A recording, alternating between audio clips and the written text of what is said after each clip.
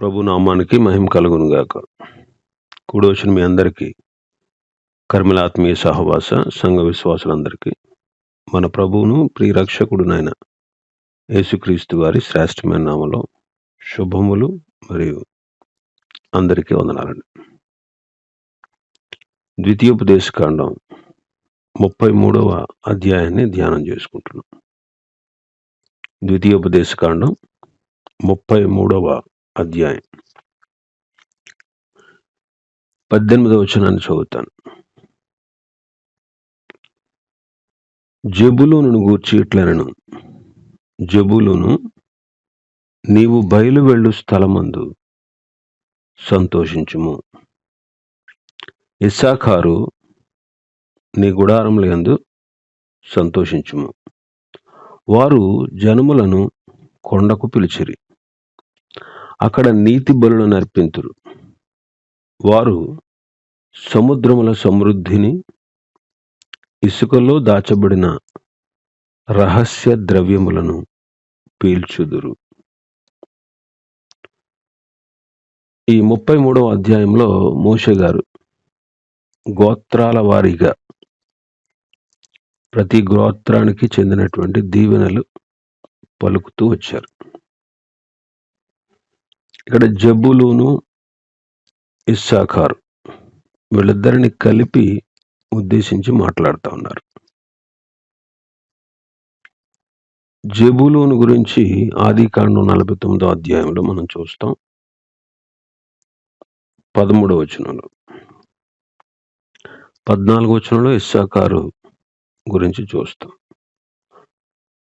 13వ వచనంలో మనం చూస్తే ఆదికాండం 49:13లో జెబులూను సముద్రపు రేవున నివసించును, అతడు ఓడలకు రేవుగా ఉండును, అతని పొలిమేర సీదోను వరకు ఉండును. జెబులూను సముద్రపు రేవున నివసించును. జెబులూను గోత్రం వారు మధ్యధరా సముద్రపు సమీపాన నివసించారు. ఈ మధ్యధరా సముద్రపు సమీపమున ఎక్కువ జాలరులు ఉండేవారు. అంటే చేపలు పట్టడాన్ని చూపిస్తూ ఉంది. అది ఆధ్యాత్మికంగా మనం అన్వయించుకుంటే ఈనాడు చేపలు పట్టుట అనేది ఆత్మీయంగా ఆలోచన చేస్తే ఆత్మల సంపాదనను సూచిస్తూ ఉంది. ఆత్మల సంపాదనను సూచిస్తూ ఉంది. అయితే ఇక్కడ చెప్పబడినటువంటి మాట 18వ వచనంలో, నీవు బయలు వెళ్ళు స్థలమందు సంతోషించుము. నీవు బయలు వెళ్ళు స్థలమందు సంతోషించు.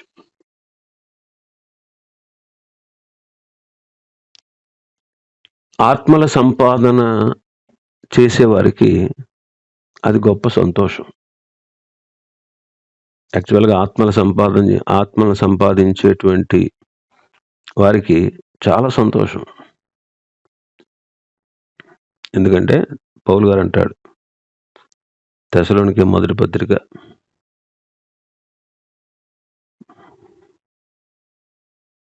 2వ అధ్యాయం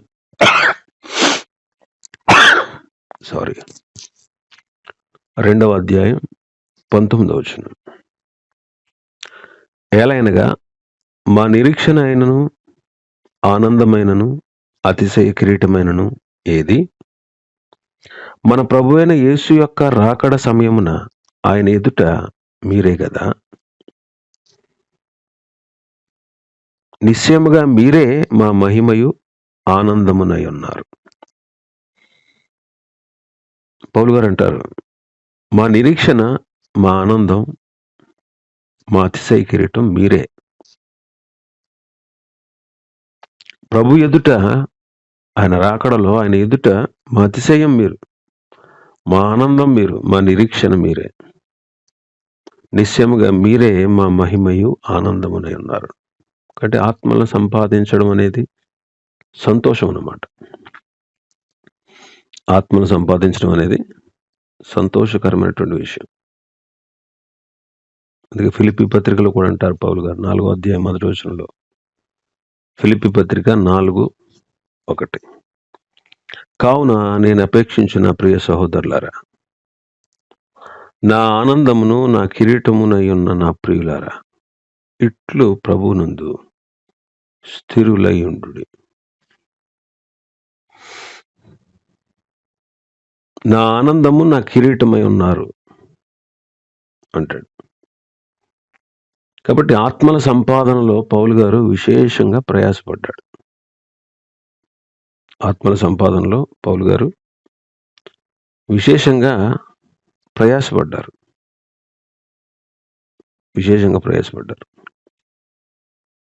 కొరింథీ పత్రికలో అంటారు పౌలు గారు, నేను సువార్త ప్రకటించుచున్నా నాకు అతిశయ కారణం లేదు. సువార్తను ప్రకటించాల్సిన భారం నా మీద మోపబడింది. అయ్యో, నేను సువార్తను ప్రకటించకపోతే నాకు శ్రమ. నేను ఇష్టపడి చేశాననుకో, నాకు జీతం దొరుకుతుంది. ఇష్టపడకపోయినా గృహ నిర్వాహకత్వం నాకు అప్పగించబడింది.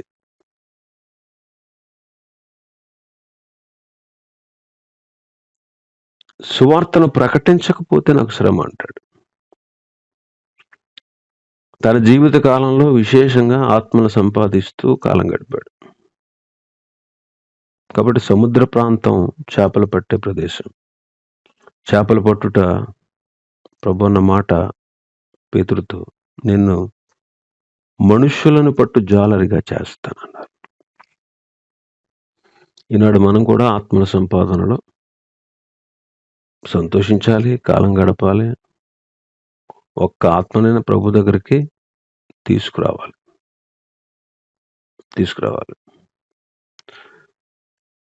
మన భాగంలో వీళ్ళిద్దరిని కలిపి చెప్పాడు. వీళ్ళిద్దరిని ఎవరు? జెబూలూను, ఇస్సాకారు. 18వ వచనంలోనే ఇస్సాకారు గురించి కూడా ఉంది. ఇస్సాకారు, నీ గుడారముల యందు సంతోషించుము. ఇస్సాకారు గురించి మనం ఆదికాండం 49:14లో చదివితే 2 దొడ్ల మధ్య విశ్రాంతి తీసుకుంటున్నాడు. అంటే సోమరిగా ఉన్నాడు ఆదికాండంలో. ఇక్కడ జెబూలూనుతో కలిసి పనిలో కొనసాగుతున్నాడు. అందుకే 19వ వచనంలో చూస్తే, వారు జనములను కొండకు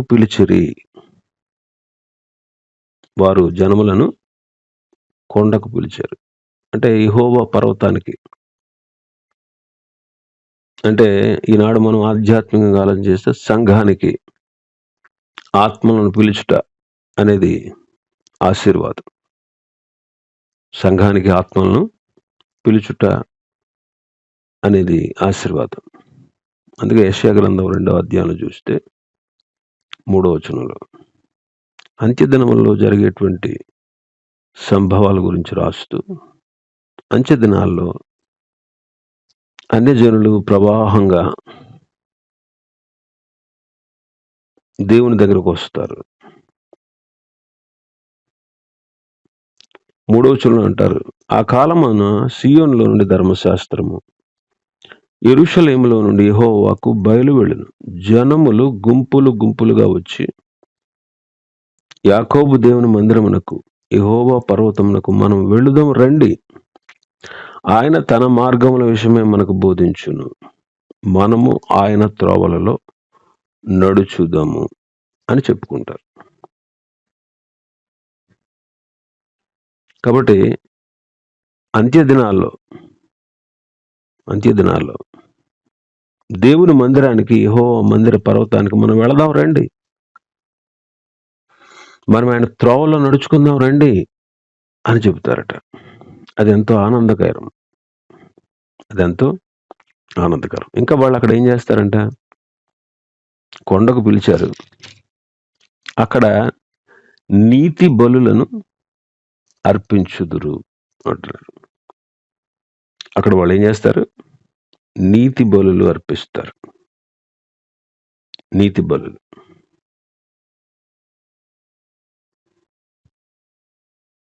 కీర్తన 4వ అధ్యాయం కీర్తన గ్రంథం 4వ కీర్తన 5వ వచనం. నీతియుక్తమైన బలులు అర్పించుచు యెహోవాను నమ్ముకొనుడి. నీతియుక్తమైన బలులు అర్పించుచు యెహోవాను నమ్ముకోండి. 51వ కీర్తన 19వ వచనం. అప్పుడు నీతియుక్తమైన బలులను దహన బలులను సర్వాంగ హోమములు నీకు అంగీకృతములగును. అప్పుడు జనులు నీ బలిపీఠం మీద కోడెలను అర్పించెదరు. ఇక్కడ నీతియుక్తమైన బలులు ఆత్మ సంబంధమైన బలులకు సాదృశ్యంగా ఉన్నాయి. ఆత్మ సంబంధమైన బలులకు సాదృశ్యంగా ఉన్నాయి. పేతురు మొదటి పత్రిక 2వ అధ్యాయం 5వ వచనం. యేసుక్రీస్తు ద్వారా దేవునికి అనుకూలమగు ఆత్మ సంబంధమైన బలులు అర్పించుటకు పరిశుద్ధ యాజకులుగా ఉండినట్లు మీరును సజీవమైన రాళ్ల వలె ఉండి ఆత్మ సంబంధమైన మందిరముగా కట్టబడుచున్నారు. యేసుక్రీస్తు ప్రభు దగ్గరకు వచ్చి ఆయన ఇచ్చినటువంటి రక్షణ విషయంలో మనం ఎదుగుతూ ఆయనే సజీవమైన రాయి గనుక ప్రభు దగ్గరికి మనం వచ్చాం. యేసుక్రీస్తు ద్వారా దేవునికి అనుకూలమైన ఆత్మ సంబంధమైన బలులు అర్పించడానికి పరిశుద్ధ యాజకులుగా ఉండాలని మనం కూడా సజీవమైన రాళ్ల వలె ఆత్మ సంబంధమైన మందిరంగా కట్టబడతా ఉన్నాం. ఆత్మ సంబంధమైన మందిరంగా కట్టబడుతున్నాం. కాబట్టి ఆత్మ సంబంధమైన బలులు మనం ప్రభువుకు అర్పించడానికి. అందుకే హెబ్రీ పత్రిక 13వ అధ్యాయం 15-16 వచనాలు చూస్తే, కాబట్టి ఆయన ద్వారా మనం దేవునికి ఎల్లప్పుడూ స్తుతియాగము చేయుదము, అనగా ఆయన నామమును ఒప్పుకొనుచు జిహ్వా ఫలము అర్పించుదము. కాబట్టి నీతియుక్తమైన బలులు ప్రభువును స్తుతించుటను, ఆత్మ సంబంధమైన బలులను మన శరీరాన్ని సమర్పించుటను, సువార్త వలన అన్యజనులను ప్రభు యొద్దకు నడిపించడాన్ని సూచిస్తా ఉన్నాయి. ఇంకా మనం చూస్తే మన భాగంలో 19వ వచనంలో మనం చూస్తే, వారు జనములను కొండకు పిలిచిరి, అక్కడ నీతి బలులు అర్పింతురు. వారు సముద్రముల సమృద్ధిని, ఇసుకలో దాచబడిన రహస్య ద్రవ్యములను పీల్చుదురు. సముద్రముల సమృద్ధి. ఇశ్రాయేల్ దేశంలో మృత సముద్రం ఉంది. మృత సముద్రంలో ఉన్నటువంటి రసాయనిక పదార్థాల వలన ఇశ్రాయేలీయులు అపారమైన సంపదను సమకూర్చుకుంటున్నారు. ఇంకా ఇసుకలో దాచబడిన రహస్య ద్రవ్యములను పీలుస్తారు, వెలికి తీస్తారు. ఇశ్రాయేల్ దేశానికి ఒకప్పుడు పెట్రోల్ లేదు. వారు అరబ్ దేశాల మీద ఆధారపడాల్సి వచ్చింది. కానీ అరబ్ దేశస్తులకి వీళ్ళకి శత్రుత్వం ఉంది. కాబట్టి పెట్రోల్ వారి దగ్గర నుంచి కొనుగోలు చేయడానికి వీలు కాలేదు. ఈ వచనాన్ని బట్టి ఏ వచనం?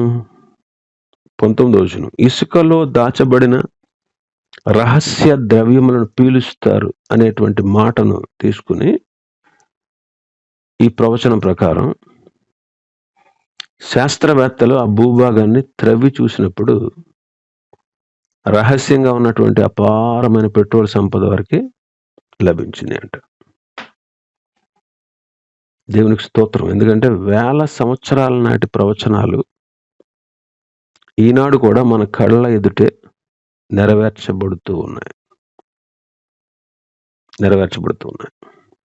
కాబట్టి మనం కూడా దేవుని పని చేస్తే, చూడండి, జబులునేమో సముద్రం ప్రాంతంలో నివసిస్తున్నాడు, ఆత్మల సంపాదన ధ్యేయంగా పెట్టుకున్నాడు. ఇస్సాకారు ప్రజల్ని పిలుస్తూ ఉన్నాడు, ప్రజల్ని దేవుని మందిరానికి పిలుస్తున్నారు. అక్కడ వాళ్ళు బలులు అర్పిస్తూ ఉన్నారు.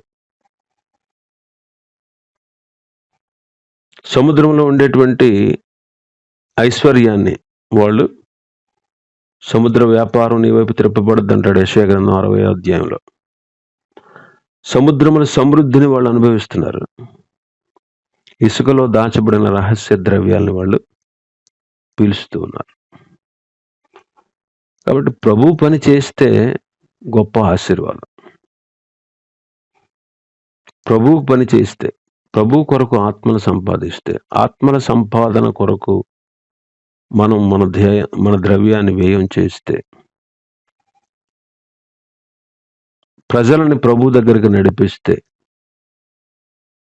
ప్రభు మార్గంలో వాళ్ళు పయనించేటట్లు చేస్తే, తప్పనిసరిగా దేవుడు మనల్ని అభివృద్ధిలోకి తీసుకొస్తాడు.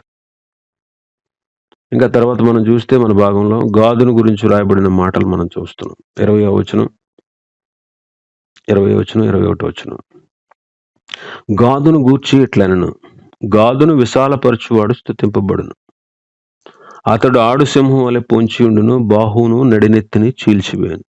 అతడు తన కొరకు మొదటి భాగం చూచుకొనెను, అక్కడ నాయకుని భాగము కాపాడబడెను. అతడు జన్మలలోని ముఖ్యులతో కూడా వచ్చెను, యెహోవా తీర్చిన న్యాయమును జరిపెను, ఇశ్రాయేలు యొద్ద యెహోవా విధులను ఆచరించెను. గాదును గురించి రాయబడింది. గాదీయులు ఆదికాండం 49లో అతని గురించి రాయబడిన మాట ఏంటంటే 19వ వచనంలో, బంటుల గుంపు గాదును కొట్టును, అతడు మడిమను పట్టుకొనును. బంటుల గుంపు గాదును కొడుతుంది.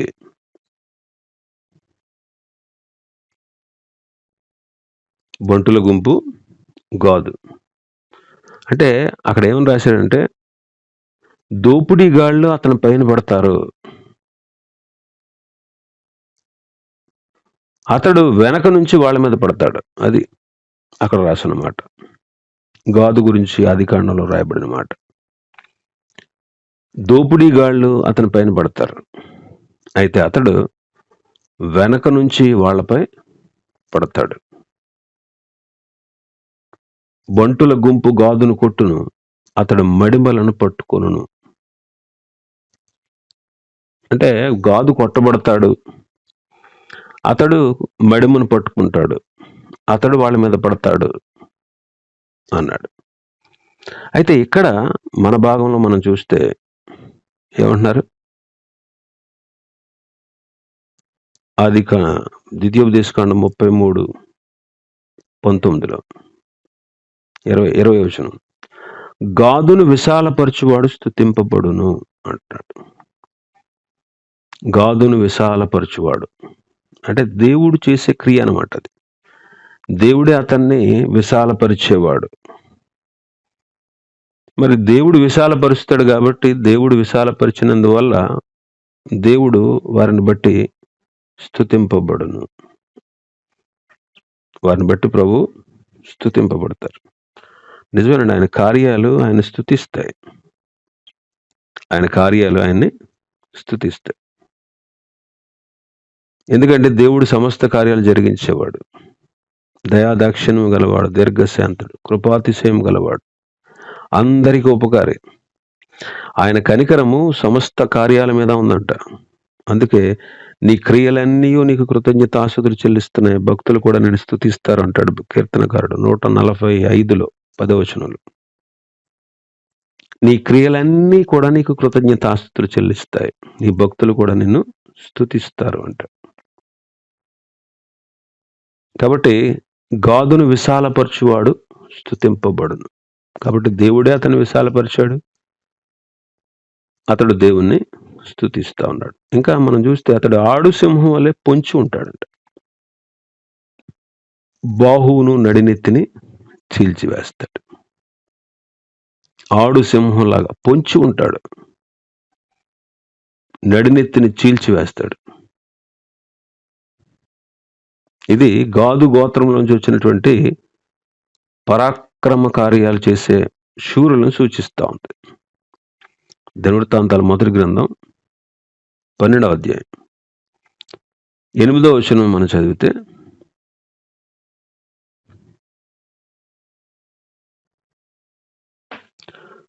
దావీదు అరణ్యంలో సౌలుకు భయపడి దాక్కున్నప్పుడు, దినవృత్తాంతాల మొదటి గ్రంథం 12:8 మనం చదివితే, మరియు గాదీయులలో పరాక్రమశాలులు కొందరు అరణ్యమందు దాగి ఉన్న దావీదు వద్ద చేరిరి. వీరు డాలును ఈటెను వాడుక చేయగల యుద్ధ ప్రవీణులు, సింహం ముఖము వంటి ముఖములు గలవారు, కొండలలో నుండి జింకలంత పాద వేగము కలిగినవారు. దావీదు దగ్గరకు వచ్చారంటే గాదీయుల్లో పరాక్రమశాలులు కొందరు. పొంచి ఉంటాడు ఆడు సింహం వలె, బాహువు నడినెత్తిని చీల్చేస్తాడు అంటాడు కదా. అంటే ఇతనిలో ఉన్నటువంటి పరాక్రమం మనకు సూచనగా ఉంది. గాదీయులు పరాక్రమశాలుడు. వాళ్ళు దావీదు దగ్గరకు వచ్చారని కొంతమంది, అరణ్యంలో దాగి ఉన్న దావీదు. వీరు డాలును ఈటెను వాడుక చేయగల యుద్ధ ప్రవీణులు, సింహం ముఖం వంటి ముఖాలు కలిగిన వాళ్ళు, కొండలలో నుండి జింకలంత పాద వేగం వాళ్ళకి ఉందంట. వాళ్ళ పేర్లు అక్కడ రాస్తాడు దినవృత్తాంతాల మొదటి గ్రంథం 12లో. అంటే సింహం లాంటి వాళ్ళు, పొంచి ఉన్న ఆడు సింహం అన్నాడు ఇక్కడ. ఇక్కడ దినవృత్తాంతాల గ్రంథంలో సింహం ముఖం వంటి ముఖం కలిగిన వారు. సింహం ధైర్యానికి సూచన. అందుకే నీతిమంతుడి సింహం వలె ధైర్యంగా ఉంటాడు అంటాడు సామెతల గ్రంథకర్త. ప్రభువుని ఎరిగినటువంటి మనం అపవాదిని ఎదిరించవలసిన వారంగా ఉన్నాం.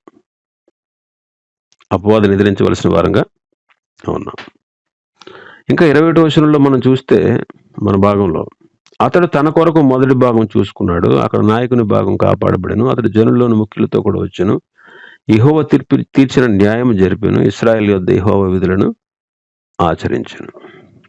గాదీయులు, రూబేనీయులు, గాదీయులు మనష్షే అర్ధగోత్రం వారు యొర్దానుకు పడమటి దిక్కున వాళ్ళు స్వాస్థ్యాన్ని పొందారు. యొర్దానుకు యువతలే వారు స్వాస్థ్యం పొందారు. వాళ్ళు ఏం చేశారంటే, మాకు ఇక్కడ మంచి ప్రదేశం, మేత కలిగిన ప్రదేశం, మా పశువులకి మాకు అనుకూలంగా ఉన్న ప్రదేశం ఇది, మోషే గారు ఈ ప్రదేశాన్ని మాకు ఇవ్వండి అని అడిగారు. మోషే కోప్పడ్డాడు. ఎందుకు ఇలా చేస్తున్నారు మీరు? యొర్దాను అవతల కనాను దేశాన్ని దేవుడు ఇస్తానన్నాడు కదా, ఎందుకు మీరు ఇలా మాట్లాడుతున్నారు? ప్రజలను ఎందుకు మళ్ళీ భయపెడుతున్నారు? మాకు ఇక్కడ స్వాస్థ్యం కావాలని మీరు అడిగితే అవతల పక్కకి ఎవరు వెళ్తారు? కనాను దేశాన్ని ఎలా స్వతంత్రించుకుంటారు అని మోషే వాళ్ళ మీద కోప్పడ్డాడు. వాళ్ళు ఏమన్నారంటే, అయ్యా, మా పిల్లలు, మా పశువుల మందలు అన్నీ ఇక్కడ ఉంటాయి, మేము మాత్రం యుద్ధ సన్నద్ధులై మీతో కూడా వస్తాం. మా సహోదరులు స్వాస్థ్యం పొందే వరకు వాళ్ళతో మేము ఫైట్ చేస్తాం, వాళ్ళతో కలిసి మేము పోరాడతాం, కానీ ఈ ప్రదేశాన్ని మాకు ఇవ్వండి, మేము ఇక్కడ ఉంటాం అని చెప్పి వాళ్ళు అడిగారు. అప్పుడు మోషే అంటాడు, సరే అయితే మీరు చెప్పినట్టుగానే ఇక్కడ ప్రదేశంలో మీ పశువుల్ని, మీ పిల్లల్ని ఉంచండి, అయితే ఇశ్రాయేలుతో పాటు మీరు యుద్ధ సన్నద్ధులై యుద్ధానికి రావాలి, వాళ్ళ స్వాస్థ్యం పొందుకునేంత వరకు వాళ్ళతో కలిసి పోరాడాలి, వాళ్ళ స్వాస్థ్యం పొందుకున్న తర్వాత అప్పుడు మీరు ఇక్కడికి వచ్చి ఇక్కడ నివసించవచ్చు, అప్పుడు ఈ దేశం మీరు స్వాధీనపరుచుకుంటారు, అలా చేయకపోతే మీరు ఈ దేశాన్ని స్వాధీనపరచుకోలేరని మోషే గారు చెప్తే, అప్పుడు వాళ్ళందరూ అలాగేనయ్యా ఖచ్చితంగా వస్తా ఉన్నారు. అలాగే వాళ్ళు యొర్దాను నది దాటి ఇశ్రాయేలుతో పాటు వచ్చి యుద్ధాలు చేశారు. స్వాస్థ్యాన్ని సంపాదించే వరకు కూడా వాళ్ళతోనే ఉన్నారు. స్వాస్థ్యాన్ని సంపాదించే వరకు. సంఖ్యాకాండం 32వ అధ్యాయంలో మనం చూస్తాం. సంఖ్యాకాండం 32వ అధ్యాయం చదవండి. ఆ తర్వాత ఇశ్రాయేలు స్వాస్థ్యం పొందుకున్న తర్వాత వాళ్ళు తిరిగి 22వ అధ్యాయం, యెహోషువ గ్రంథం 22వ అధ్యాయంలో వాళ్ళు తిరిగి వాళ్ళ దేశానికి, వాళ్ళు కోరుకున్నటువంటి ప్రదేశానికి వెళ్తారు. అంటే వీళ్ళు ఎదుటివారి మేలు చూసేవారుగా కనబడుతున్నారు. వారి సొంతం, వారి స్వార్థమే కాకుండా ఎదుటి వారికి మేలు చేసేవారుగా ఉన్నారు. అందుకే అతడు తన కొరకు మొదటి భాగాన్ని చూసుకున్నాడు, అంటే యొర్దాను యువతలే స్వాస్థ్యాన్ని పొందాడు. అతడు జనులలో ముఖ్యులతో కూడా వచ్చాడు, అంటే యుద్ధ సన్నద్ధులే వాళ్ళు బయలుదేరి వచ్చారు. దేవుడు చెప్పినట్టుగానే మీరు యుద్ధం చేస్తేనే ఈ దేశాన్ని స్వతంత్రించుకుంటారు, మీరు నీ ప్రజలైన ఇశ్రాయేలుతో యుద్ధం చేయకపోతే మీకు ఈ దేశం స్వాస్థ్యంగా నేను ఇవ్వను, మీరు అవతల యొర్దాను అవతలే మీరు స్వాస్థ్యం పొందాల్సి వస్తుంది అని మోషే ద్వారా చెప్పారు. అలాగే వాళ్ళు యెహోవా తీర్చిన న్యాయము జరిపించారు. ఇంకా ఇశ్రాయేలు యొద్ద యెహోవా విధులను వాళ్ళు ఆచరించారు అంటున్నాడు. కాబట్టి ఇతరులకు మేలు చేసేవారుగా ఉన్నారు. మనం కూడా ఎదుటివారికి మేలు చేసేవారుగా ఉండాలి. ఎదుటివారికి మేలు చేసేవారుగా ఉండాలి. అప్పుడే మనం ప్రభు దగ్గర బహుమానం పొందుతాం. యెహోవా తీర్చిన న్యాయాన్ని జరిపారంట. ఇశ్రాయేలు యొద్ద యెహోవా విధులను వాళ్ళు ఆచరించారు. కాబట్టి తన తోటి సోదరులు స్వాస్థ్యం పొందే వరకు యొర్దాను నది దాటి దేవుడని యెహోవా ఇచ్చిన ఆజ్ఞలు వారు అనుసరించారు. వారి బాధ్యతను సంపూర్ణంగా వాళ్ళు నెరవేర్చారు. దేవుని ఆశీర్వాదానికి వాళ్ళు పాత్రులయ్యారు. అందుకే యెహోషువ గ్రంథంలో మనం చూస్తాం 22వ అధ్యాయం 1వ వచనం నుంచి మనం చూస్తే, యెహోషువ రూబేనీయులు, గాదీయులు, మనష్షే అర్థగోత్రుల వారిని పిలిపించి వారితో ఇట్లనెను, యెహోవా సేవకుడైన మోషే మీకు ఆజ్ఞాపించినదంతా మీరు చేశారు. నేను మీకు ఆజ్ఞాపించిన వాటన్నిటి విషయంలో నా మాట కూడా విన్నారు. బహుదినముల నుండి నేటి వరకు మీరు మీ సహోదరులను విడువక మీ దేవుడైన యెహోవా ఆజ్ఞలు అనుసరించి నడుచుకున్నారు. ఇప్పుడు మీ దేవుడైన యెహోవా మీ సహోదరులతో చెప్పినట్లు వారికి నెమ్మది కలుగజేశాడు. కాబట్టి మీరు ఇప్పుడు యెహోవా సేవకుడైన మోషే యొర్దాను అవతల మీకు స్వాస్థ్యంగా ఇచ్చిన దేశంలో మీరు నివాసాలకు తిరిగి వెళ్ళండి. అయితే మీ పూర్ణ హృదయంతో, మీ పూర్ణ ఆత్మతో మీ దేవుడైన యెహోవాను ప్రేమిస్తూ, ఆయన మార్గంలన్నిటిలో నడుచుకుంటూ, ఆయన ఆజ్ఞలు గైకుంటూ, ఆయన హత్తుకొని, ఆయన సేవిస్తూ, యెహోవా సేవకుడైన మోషే మీకు ఆజ్ఞాపించిన ధర్మాన్ని, ధర్మశాస్త్రాన్ని అనుసరించి నడుచుకోండి. అతడు ఇలాగూ చెప్పిన తర్వాత వారిని దీవించి వెళ్ళనంపగా వారు తమ నివాసములకు పోయిరి. ఈనాడు మనం కూడా దేవుని ఎదుట నమ్మకంగా, యథార్థంగా జీవిస్తూ ప్రభు మనకు అప్పగించిన పనిని మనం నమ్మకంగా చేస్తే ప్రభు మనల్ని ఆశీర్వదిస్తారు. ఇంకా చాలా విషయాలు ఉన్నాయి. ప్రభు చిత్తమైతే రేపు ధ్యానం చేసుకుందాం. దేవుడి వర్తమానాన్ని మన వినికిడిలో ఆశీర్వదించును గాక. ఆమేన్.